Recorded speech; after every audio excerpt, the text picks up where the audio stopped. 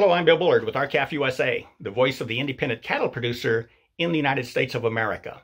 Well, several years ago, RCAF USA argued that the process of vertical integration, that is, the process of capturing control over the live cattle supply chain away from independent cattle producers, is just that. It's a process, a strategy, and it doesn't happen overnight. Now, independent cattle producers have long contended that if anything is to control the live cattle supply chain, it should be competitive market forces, not corporate control. Nevertheless, the process of vertical integration in the U.S. cattle industry is well underway, and the process started years ago with the concentration of the marketplace, and that reduced marketing opportunities for cattle producers and accorded the few remaining beef packers the power to decide who does and who does not have timely access to the market. Now, it's quite obvious that our cattle industry, in which just 4 big packers control 85% of the fed cattle market, is an industry with few marketing opportunities and one in which the packers can control who has timely access to the market. Now, one way that packers can control timely access to the market is to shrink the open market, the cash or spot market, where the industry's price discovery occurs. And obviously that has already happened. The open cattle market for fed cattle represented less than 18% of the volume of fed cattle procured by the packers during the third quarter of 2021. But there are other strategies available to the concentrated packers to control timely access to the market. And about 8 years ago, we argued that the packer procurement practices back then facilitated a division of the market that could eliminate competition for certain subclasses of cattle in certain regions. So what does that mean? Well, back then we pointed out that at least one packer had imposed restrictions on the type of cattle that it would accept. Back then, the restrictions we were aware of were based on the animal's height, weight, and the length of any horns. But even back then, 8 years ago, we cautioned the industry.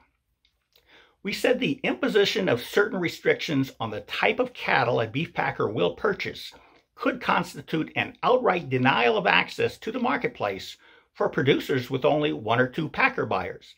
Otherwise, it could result in the division of the marketplace if, for instance, one beef packer were to accept only steers, or only heifers, or only Holsteins, or only hornless cattle.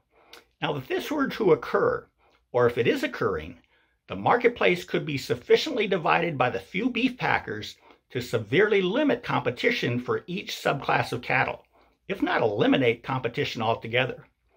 And lo and behold, today we're hearing reports that some producers of red-colored or Charolais-colored cattle in some regions are having trouble gaining timely access to the open fed cattle market. And now we're still looking into this, and we need the industry's help in getting to the bottom of it. Obviously, if restrictions based on the color of cattle were being imposed, and if they were to become widespread, this would reverberate all through the live cattle supply chain, causing reductions in the price of lighter weight red or white feeder cattle. So this is an extremely important issue that raises an extremely important question. If cattle producers themselves do not closely monitor the marketplace to ensure it's operating in a fair and competitive manner, then who in the world will? That's right. If cattle producers themselves do not remain vigilant and report potentially unfair or anti-competitive practices as they unfold, then every cattle producer will be at risk of succumbing to control by the packers. Now, there are 2 things you can do right now to prevent these type of restrictions to the open cattle market. You should call your U.S. senators and tell them to become a sponsor and quickly pass Senate Bill 949. This bill would increase the volume in the open market, which will minimize the effects of anyone trying to control timely access to it. And then you should ask your senator to become a co-sponsor and quickly pass Senate Bill 2716. The bill that restores mandatory country of origin labeling for beef.